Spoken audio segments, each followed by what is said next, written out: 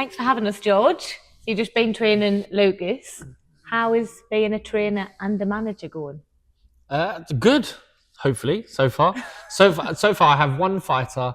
He's unbeaten. So I've managed and trained him with success. So we're in here pretty much every day now, working on our boxing technique. We're taking him on the pads, trying to teach him everything I know. Oh, sorry, I thought I saw a rat out the back. Oh, God. Leave that in. Is there a rat? Something like, I think just... That's boxing for you. That, Abby, is boxing. Yeah, it's a rat race, this pro game. I'm out then. I don't want to do And this it's anymore. full of... Sorry, so you train here with We train here. Lucas. Me, Lucas, and the rats. We get to it day in, day out. And the pigeons. They're actually Eurasian pigeons. They're you think they're just your normal standard sort of urban London pigeon, but these are not. They're actually pigeons, specially flown in from Estonia. Yeah, they sound like they're spawning upstairs as well. They do. They're in the right location. You know, it all stemmed from one of the lads in the gym going through some archive footage, found out that Mike Tyson had a real passion for pigeons. He used to keep pigeons as a kid, you know, growing up. So we have tried to take a little leaf out of his book. We've got pigeons now in the gym. We take them basically up the hills, but we have to run the hills of Notting Hill. That's where we are right now. The pigeons actually fly them hills, so it doesn't matter that there actually is a hill or not. So it's kind of an advantage for them. But yeah, we run it, and that's how we get super fit, and that's how we prep for fights, and that's why we've got pigeons in the gym. I can see why you would be very off-putting for somebody in a press conference situation, because that was a wild conversation. It's not wild. They are totally tame. they're domesticated. Okay.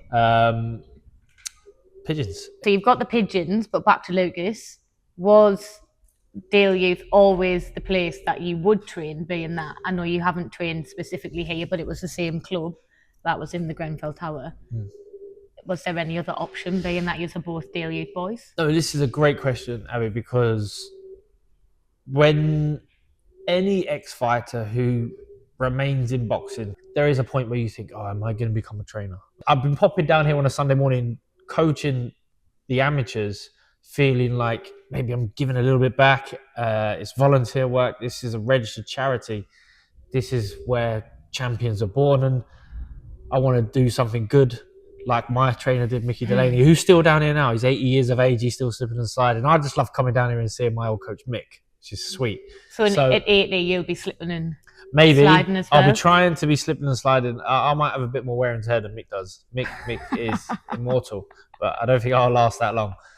But this, being, you know, in my amateur gym, seeing the guys come through, trying to essentially become a coach, an apprentice, learn my craft, working with all different fighters, variety of fighters. Lucas is a standout prospect, wanted to go pro. We had an existing relationship, and I knew I could help him, and I knew he bought into my philosophies of boxing. And, you know, I said, listen, this is the way I would do it. You know, we build from the ground up. We're part of this gym. This is the community gym, as it will. Like we're in this together. We're gonna grow from upwards. But you said he was a standout in this gym. What about Lucas made him stand out? So far, everything that you need at this stage of his career to make it to the top ticked off. So he's got the right attitude. He doesn't miss the gym. He follows instructions. He's teachable. So you show him something, he gets it. If you don't quite get it the first time, he's working on it until he does. Good athlete, good genes, good genetics, great attitude, spiteful guy. Wants to hurt people. Can you liken him to anyone that you've boxed yourself or anyone else? He's similar to me when I was his age. Similar to me. He didn't have. I had a lot more amateur experience. I'd boxed all around the world for England. I had a lot more experience than he had at his stage, but I still thought I was invincible. I think Lucas is the same. Look, Don't. it did. It didn't. Right. It Went past. didn't. Did it actually? It looked like it was about the size of a French bulldog. Was it a French bulldog? No. But for me, I've got one fighter right now. I'm really enjoying me as a coach, and I can dedicate almost everything to him and be on his case, essentially. Are you looking to expand that? Because I saw Do you that wanna you'd turn over? actually. Pardon? You thinking about turning over? No. All right. I'm way too much You of don't a wanna- wimp to get hit a wimp, yeah? in the face. Okay. What made you think of the managing part before the training part? You were your own manager. I wanted to manage him because I think I could do a fantastic job there. I've got great contacts. You know, I know everyone, and I'm a good promoter. So essentially, a manager sometimes has to be the promoter, and I'll be there for Lucas, beating the drum for him, getting everyone excited about him. I thought I could do a really good job managing him. Trainer, like there's not an abundance of trainers in the UK, and sometimes it's like I know Shane McGuigan. I trained with him, so I know his style of training, and I know he's got some good fighters in his gym. He's got some really good fighters in his gym. So that's the only thing that I can't offer as a coach is other fighters to be in and amongst it and bounce off each other, because that does have a significant benefit. The reason it wasn't just a straight yes is because it is a massive commitment. It's a change of lifestyle. You know, I got to carve out a significant amount of time each week to be present for him to train him. But ultimately, that's what you got to do. I need to know how he's doing day in, day out, week in, week out, to be able to navigate his career properly. Trainer manager works. I think it works really well. As long as you've got your fighter's best interests at heart. Everyone knows that in boxing you've got to sell yourself. You were pretty good at doing that, but you very much were a fan of mind games.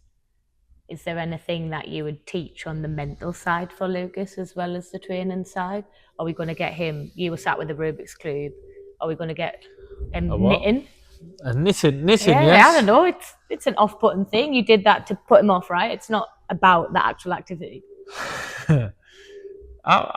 Would you be put off by knitting? I think that's... Well, it's someone not paying attention, right? Okay, yeah, right. That's okay, I like that. Are those skills something that you and Lucas will look to work on as you've got to then sell yourself more and more? We will bring pigeons to press conferences, which has not happened as of yet recently. I think the RSPCA might have something to say about that. These pigeons... Do you think? Possibly. Let's put the pigeons to the side, aside from the pigeons. Aside from pigeons, yeah. So mind games, every fighter understands that if you can create something interesting, then you have more value. And obviously you can get under your opponent's skin.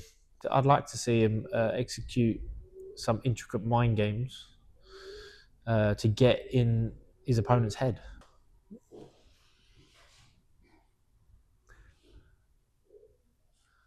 What do you think that is? I don't want to think about what that is. You're right about what have you brought to my gym today, Abby? I'm playing mind games. You are playing mind games with me. I think we've barely scratched the surface in terms of world boxing mind games. More mind games need to happen. Oh, more mind games. More mind games, because so much of it is just same old nonsense. You mean in general, or Lucas and yourself? Well, in general, but maybe me and Lucas could lead the charge. Magic tricks. Okay. When was the last time we saw a magic trick? We can teach Lucas some magic tricks. Yeah. Yeah. What's the hardest part? Hardest magic trick? Sawing someone in half. I think we'll not try that at all. Okay, go on. Is Lucas going to join the illustrious gang of world champions from Daly? Yeah, of course. He's going to win a world title one day. I'm certain of that. As long as he sticks to his part of the deal, which is to stay fit, stay healthy, stay switched on, and really, truly dedicate himself to the process. I will guide him to the top. I've managed to guide myself to the top. He will do it in much smoother fashion than I did. But yeah, he will get there, and he'll add him to the roster.